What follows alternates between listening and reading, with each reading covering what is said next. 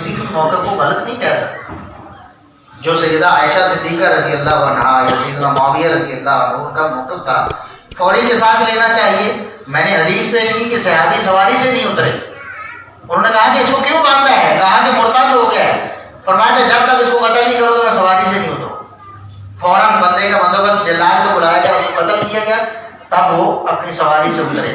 اس لیے کہ اللہ کی حدود کو لاگو کرنے میں کوئی بھی تاخیر نہیں. یہ ان کے سامنے, جبکہ سیدنا علی رضی اللہ عنہ یہ سمجھتے تھے اور ان کے جو ہم نوا تھے کہ ابھی حالات ہمارے کنٹرول میں نہیں ہیں, تھوڑا سا صبر کر لیتے ہیں, تھوڑے سے حالات قابو میں آ جاتے ہیں تو پھر ہم ان سے نمٹ لیں گے ان لوگوں کو. اور بڑی جو کلک والی بات یہ تھی کہ وہ علی رضی اللہ عنہ کے گروہ میں شامل ہوئے تھے اور صحابہ کرام کو نظر بھی آ رہا تھا کہ علی رضی اللہ عنہ کے گروہ میں قاتلین عثمان بھی ہیں اور علی رضی اللہ عنہ کے گروہ میں بھی ہیں. اور علی رضی اللہ عنہ اس وقت مصلحت کے ساتھ خاموش تھے, دانت وہ بھی پیستے سے غصے سے. انہیں غصہ آتا تھا, پلاننگ بھی کرتے تھے, مشورہ کرتے تھے کہ اس کو قتل نہ کروا دوں, لیکن پھر دیکھتے تھے کہ نہیں, حالات بے قابو نہ ہو جائے گا. ابھی ان کو ہاتھ ڈالا تو یہ پھر جتھا بن کے کہیں میرے خلاف, چونکہ باغی جو ہو جاتا ہے اس کا دماغ کبھی بھی خراب ہو سکتا. اس لیے ان کا موقف اپنی جگہ پر ٹھیک. اور یہ غلط فہمی جو ہے آپس میں ہو جاتی ہے, انبیاء کے مابین ہو گئی. سورہ اعراف میں بھی اور سورہ طٰہٰ میں بھی اللہ رب العزت نے موسیٰ و ہارون علیہ السلام کا واقعہ بیان کیا ہے کہ موسیٰ علیہ السلام جب کوہ طور پہ گئے تو پیچھے ہارون علیہ السلام کو چھوڑ کے گئے کہ آپ نے قوم کا خیال کرنا ہے, ان کو واضح و نصیحت کرنی ہے, کہیں یہ راہ حق سے بھٹک نہ جائے. بڑی مشکل سے ان کو واضح و تبلیغ کر کے توحید کی طرف لایا. تو موسیٰ علیہ السلام کے جاتے ہی پیچھے سے قوم نے بچڑے کی عبادت شروع کر دی. جب موسیٰ علیہ السلام واپس آئے تو آتے ہی انہوں نے دیکھا کہ قوم تو بچڑے کی عبادت کر رہی ہے. جن کو میں نے بڑی مشکل سے توحید کی طرف لایا تھا کھینچ کر, وہ سارے پھر بچڑے کو عبادت کر سجدے کرنے شروع ہوئے. تو موسیٰ علیہ السلام غصے میں آ گئے اور انہوں نے سمجھا کہ شاید میرے بھائی ہارون جو کہ نبی تھے, ہارون علیہ السلام بھی نبی تھے, شاید انہوں نے تبلیغ میں کوئی کوتاہی کر دی ہے, اس وجہ سے جو لوگ بچڑے کی عبادت کرنے لگے ہیں.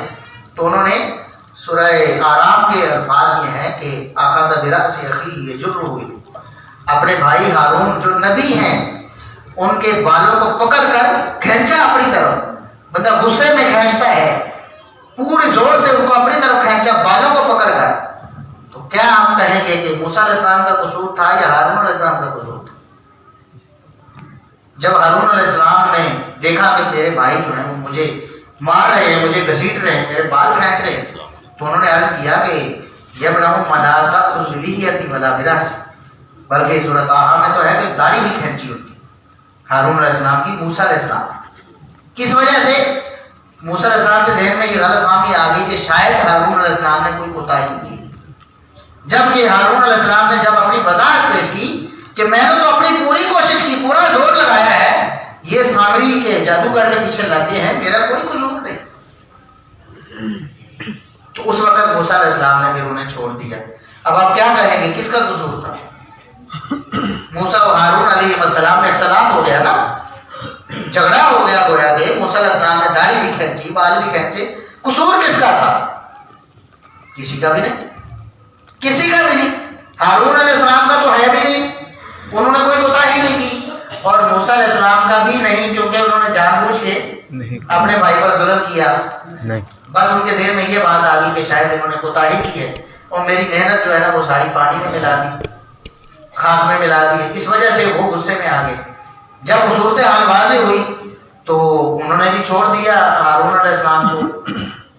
تو اس کے بعد بھی ان کے آپس میں تو کوئی بھی معاملہ نہیں, بس ختم ہو گیا. ایک معاملہ تھا, لڑائی جھگڑے تک جو پہنچا غلط فہمی کی بنیاد پر. تو جب انبیاء میں ایسا ہو سکتا ہے, انبیاء میں, تو صحابہ کرام میں تو بلاولا ہو سکتا تھا. انبیاء اللہ رب العزت کی طرف سے وحی آتی ان پر, صحابہ کرام کی طرف تو وحی نہیں آتی. اس طرح ان میں جو اختلاف اور زیادہ ہو سکتا تھا, اور ایسا ہوا بھی, اختلافات ہوئے, لیکن اس کے باوجود بھی ان اختلافات کا اثر صحابہ کرام کی شخصیت اور کردار پر کوئی نہیں پڑا. اللہ رب العزت کی رضامندی کے جو سرٹیفکیٹ تھے وہ تو نبی کریم صلی اللہ علیہ وسلم کی زندگی میں انہیں نصیب ہو گئے.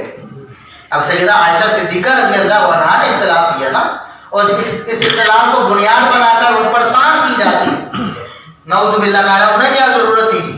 وَقَرْنَ فِي بُيُوتِكُنَّ یہ آیت پڑھ کر بتائی جاتی ہے. اللہ نے قرآن میں کہا کہ اپنے گھروں میں بیٹھو، تو ان کو کیا ضرورت تھی نکلنے؟ یہ سیدہ عائشہ صدیقہ رضی اللہ عنہا کی توہین ہے. اب وَقَرْنَ فِي بُيُوتِكُنَّ کا یہ مطلب تو نہیں کہ عورت کسی کام کے لیے گھر سے باہر نہیں جاتی. کیا ہماری عورتیں گھر سے باہر نہیں جاتی کسی کام کے؟ عورتیں مسجد میں بھی جاتی ہیں. تو وَقَرْنَ فِي بُيُوتِكُنَّ کا مطلب تو یہ ہے کہ بغیر کسی وجہ کے ویسے ہی عورتیں باہر ایسے ہمارا نہ پھینکتی رہے. تو سیدہ عائشہ صدیقہ رضی اللہ عنہا پر اس کا کوئی اعتراض نہیں آتا. نہ سیدنا علی رضی اللہ عنہ نے کبھی کیا. سیدنا علی رضی اللہ عنہ کے بعد سیدنا حسن رضی اللہ عنہ تھے، سیدنا حسین رضی اللہ عنہ تھے، انہوں نے بھی کبھی یہ نہیں کہا کہ سیدہ عائشہ صدیقہ نے بہت برا کیا یا غلط کیا، ہمارے خلاف یا ہمارے بابا کے خلاف نکلتا ہے، ہمارے والد کی گرامی کے خلاف نکلتا ہے. نہ مسلمانوں نے اس کو کوئی ہدف تنقید بنایا ہے. دیکھیں جو سیدہ عائشہ صدیقہ رضی اللہ عنہا کو جو سرٹیفکیٹ ملے ہیں وہ پہلے کے مل گئے ہیں. جب اللہ رب العزت کی طرف سے کوئی سرٹیفکیٹ مل جاتا ہے تو بعد والا کوئی مسئلہ بھی اس کو کوئی نقصان نہیں دے سکتا. اب دیکھیں نبی کریم صلی اللہ علیہ وسلم نے فرما دیا کہ عائشہ دنیا آخرت میں میری بیوی، دنیا آخرت میں یہ شان مقام ان کو مل گئی. اب بعد میں سیدنا علی رضی اللہ عنہ سے اختلاف کرنا اسے کینسل تو نہیں کر سکتا. ازواجہم امہاتہم یہ جو طبقہ تھا انہیں پہلے ہی مل گیا. لستن کاحد من النساء یہ جو امتیاز ہے انہیں پہلے ہی مل گیا. یہ تو اللہ رب العزت نے بذریعہ وحی دے دیا نا. اور اللہ رب العزت تو علام الغیوب ہے. اللہ رب العزت کو تو پتہ ہے نا کہ کیا ہونے والا ہے. اگر نعوذ باللہ یہ ان کا استحقاق نہ ہوتا تو اللہ رب العزت کو تو پتہ ہوتا کہ بعد میں انہوں نے یہ کر دینا ہے. تو اللہ رب العزت نے جو انہیں امتیاز دے دیا ہے وہ انہیں نصیب ہی رہے گا. امہات المومنین جتنی بھی ہیں سب کی سب نبی کریم صلی اللہ علیہ وسلم کی جو ازواج مطہرات ہیں ساری کی ساری اللہ اور اس کے رسول صلی اللہ علیہ وسلم کے نزدیک بہت مقام اور بہت احترام والی. اور سیدہ عائشہ صدیقہ رضی اللہ عنہا نبی کریم صلی اللہ علیہ وسلم کے عہد نکاح میں آئیں. آپ صلی اللہ علیہ وسلم کے ساتھ آپ کی جو زندگی بسر ہوئی ہے وہ 9 سال ہے تقریباً. ان 9 سالوں میں انہوں نے جب نبی کریم صلی اللہ علیہ وسلم فوت ہوئے تو ان کی عمر تقریباً 18 سال تھی اور 9 سال کی عمر میں ان کی رخصتی ہوئی ہے. تو یہ 9 سال کی عمر ہے اور اس عمر 9 سالوں میں انہوں نے جو یعنی حاصل کیا ہے علم نبوت میں سے وہ ایسا ہے کہ پوری کائنات میں کوئی عورت اس کا مقابل نہیں.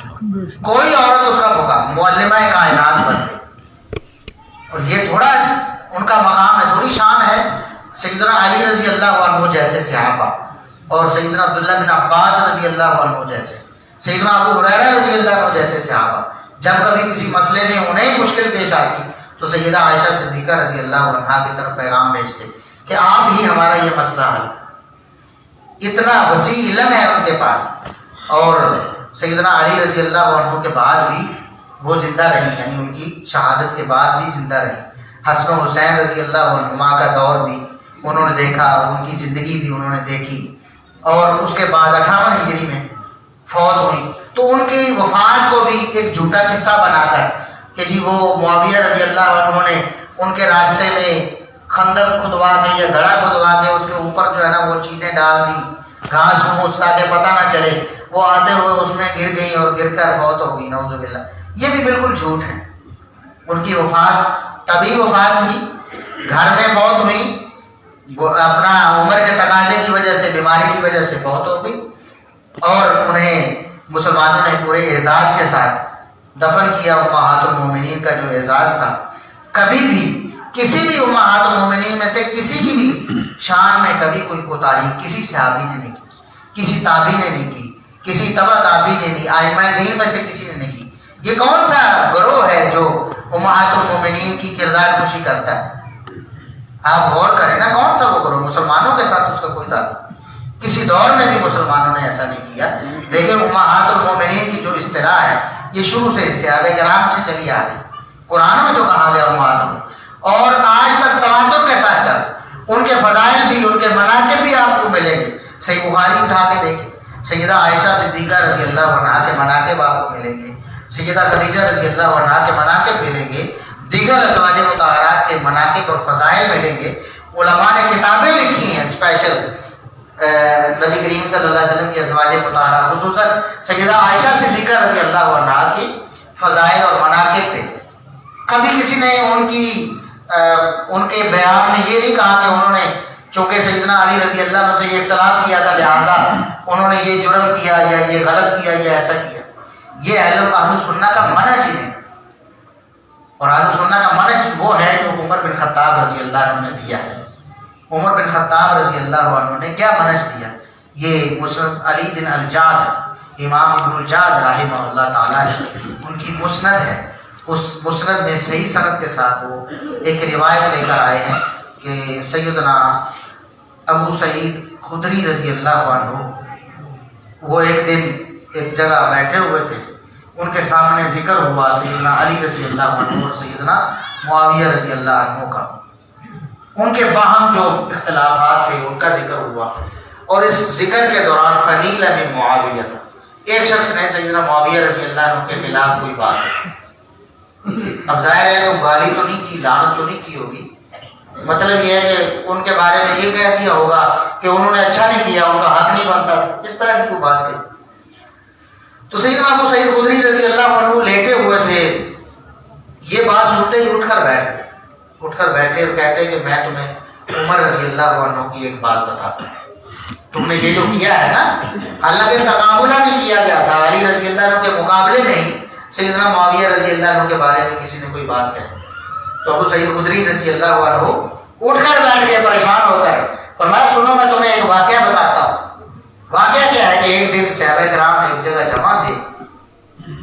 ایک شخص کو پکڑ کے لائے گئے، ایک دیہاتی آدمی کو عمر رضی اللہ عنہ کے پاس پکڑ کے لایا گیا اور بتایا گیا کہ یحجل انصار، یہ انصار کو گالیاں دے رہا ہے. کیا کر رہا ہے؟ انصار کو گالیاں دے رہا ہے، ان کی بے عزتی کر رہا ہے، ان کی توہین کر رہا ہے. یہ شخص ہم پکڑ کے آپ کے پاس لائے تو آپ اس کو کرانے واقعی سزا دیں. اچھا انصار کون ہے؟ کہ صحیح بخاری کی حدیث ہے کہ علامت الایمان حب الانصار وعلامت النفاق بغض الانصار. انصار کی محبت ایمان کی علامت ہے اور انصار کا بغض نفاق کی علامت. انصار سے جو بغض رکھے گا وہ منافق ہے اور انصار سے محبت رکھے گا تو سیم یہی الفاظ صحیح مسلم میں سیدنا علی رضی اللہ عنہ کے بارے میں ہے، لا یحبک الا مؤمن ولا یبغضک الا منافق. آپ سے محبت مومن ہی رکھے گا اور آپ سے بغض منافق ہی رکھے گا. یعنی انصار کی بھی وہی فضیلت ہے جو سیدنا علی رضی اللہ عنہ کی بیان ہوئی کہ محبت کرو گے تو یہ ایمان ہے اور ان سے بغض رکھو گے تو نفاق ہے. عمر رضی اللہ عنہ نے جب یہ سنا اور اس شخص کو دیکھا کہ یہ شخص کون ہے جو انصار کو گالیاں دے رہا ہے تو اس کو دیکھ کر فرمایا کہ لولا ان له صحبة من رسول اللہ صلی اللہ علیہ وسلم لکفیتکم. اگر اس شخص کو نبی کریم صلی اللہ علیہ وسلم کی صحبت حاصل نہ ہوئی ہوتی نا تو پھر آج عمر اس سے نمٹ لیتا. عمر کیا کرتا؟ انصار کو گالیاں دینا بہت بڑا جرم تھا، لیکن چونکہ یہ گالیاں دینے والا صحابی ہے لہذا عمر بھی خاموش ہے. عمر کیا ہے؟ عمر رضی اللہ عنہ نے ایک لفظ بھی نہیں کہا تو یہ کہا کہ یہ تو اللہ کے رسول کے صحابی ہیں، اگر یہ صحابی نہ ہوتے تو میں نہیں مرتا ان سے. کیا ثابت ہوا؟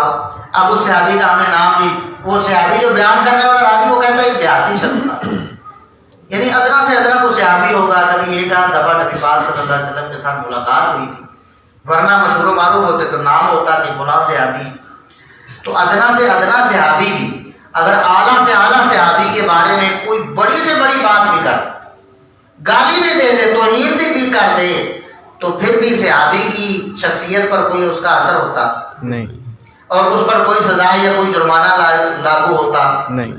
عمر بن خطاب رضی اللہ عنہ جو تھوڑی سی بات ہوتی ہے نا تلوار میں ہاتھ سے نکال لیتے ہیں کہ اللہ کے رسول مجھے اجازت دیجیے اس منافق کی گردن نہ میں اڑا. حاطب بن ابی بلتہ رضی اللہ عنہ صحابی تھے نا نبی کریم صلی اللہ علیہ وسلم کے، تو انہوں نے وہ خط لکھا تو نبی کریم صلی اللہ علیہ وسلم کو جب پتہ چلا تو آپ نے حاطب رضی اللہ عنہ کو بلا لیا.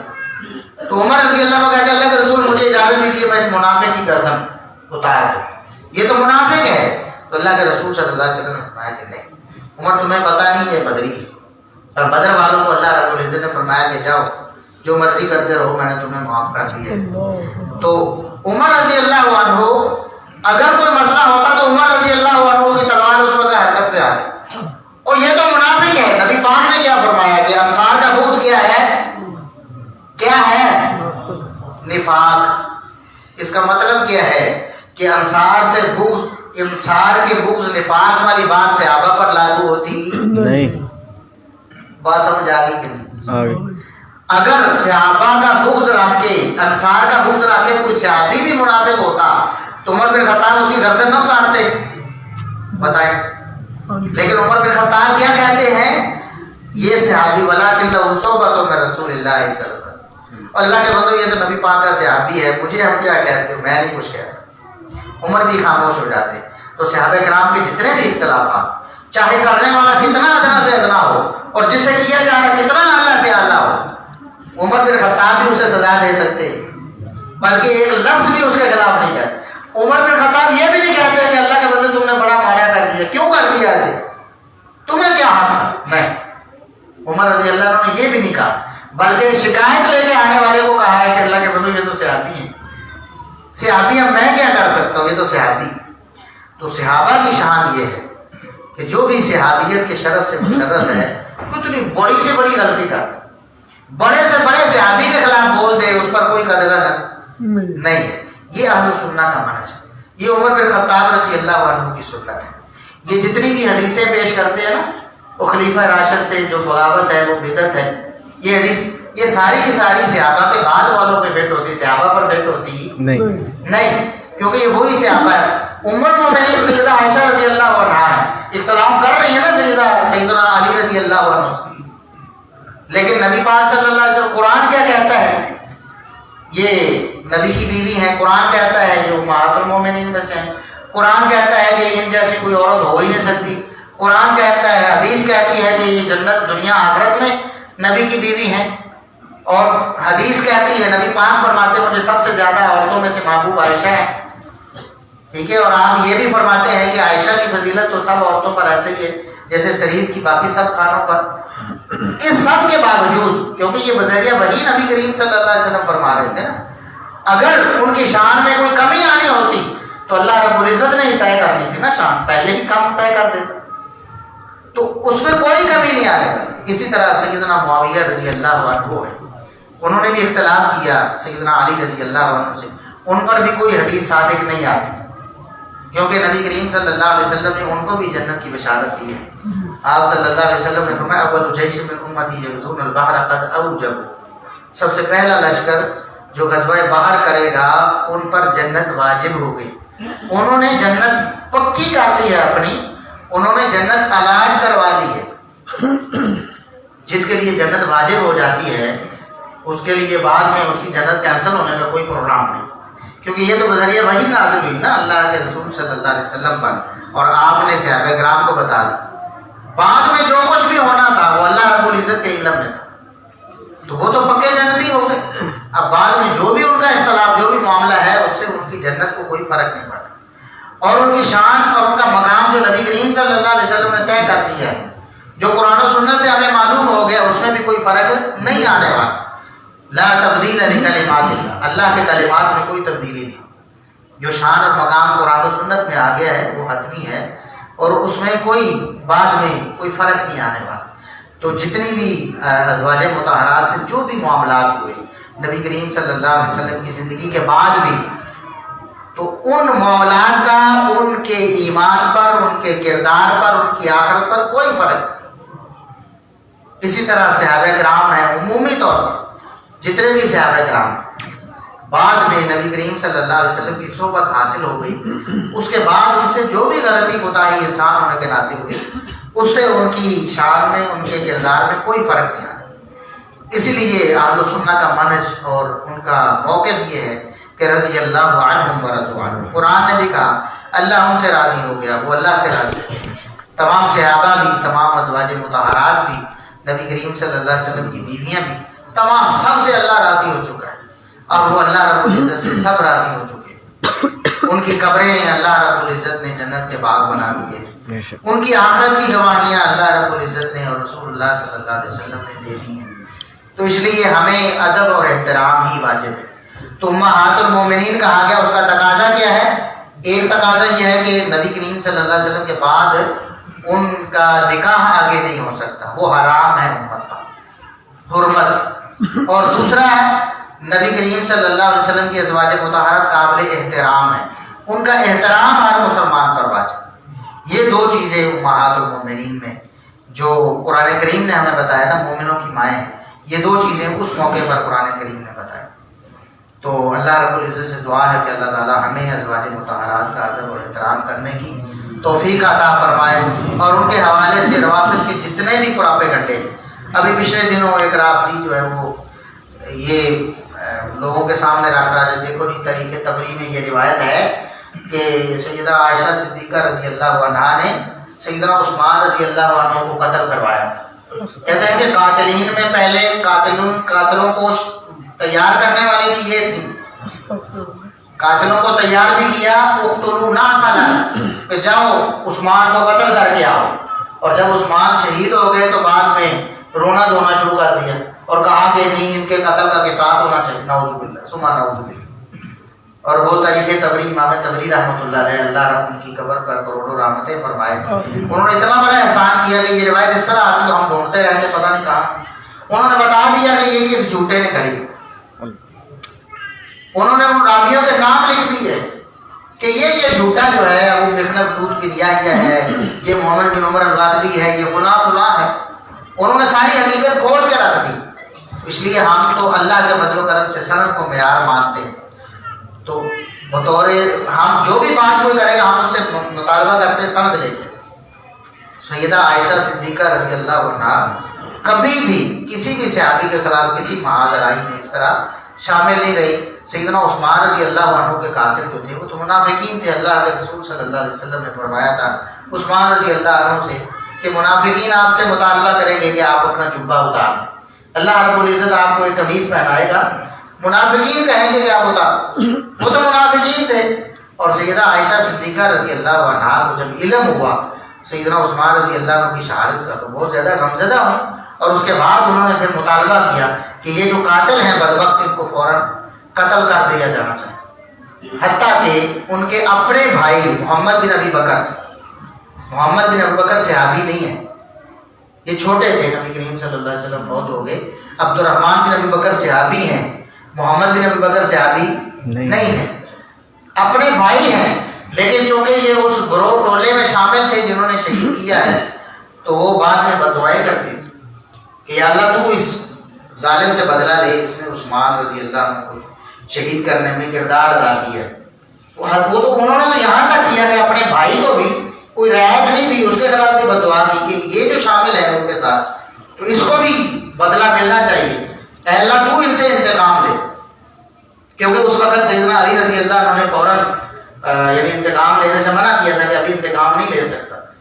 اس لیے سیدہ عائشہ صدیقہ رضی اللہ عنہا نے تو قطعا نہ کسی قاتل کی کوئی ستائش کی، بلکہ وہ جو مالک اشتر تھا ایک، وہ بھی سیدنا عثمان رضی اللہ عنہ کے قاتلوں میں سے تھا، بلکہ اس نے تو اقرار بھی کیا ہے، مصنف ابن ابی شیبہ میں صحیح سند سے ثابت ہے. اور اس کو بھی رافضی ہیرو بنا کر پیش کرتے ہیں. مالک اشتر، اس پہ انہوں نے فلمیں بھی بنائی ہوئی ہیں، اس کو ہیرو بنا کر پیش کیا ہے کہ یہ علی رضی اللہ عنہ کا بڑا جانسار سپہ سالار تھا. حالانکہ مصنف ابن ابی شیبہ میں صحیح سند سے ثابت ہے کہ علی رضی اللہ عنہ جب اس کی باتیں سنتے تھے تو دانت پیستے تھے کہ اس ظالم کو کون سا موقع ہے کہ میں اس کو پھڑکاؤں. بلکہ ایک دفعہ انہوں نے کہا کہ میرا دل کرتا ہے کہ میں بندہ پیچھے بھیجوں، اس کو کہیں بھیج کے اس کو قتل کرواؤں. لیکن پھر انہوں نے کہا کہ ابھی معاملہ خراب نہ ہو جائے کہیں.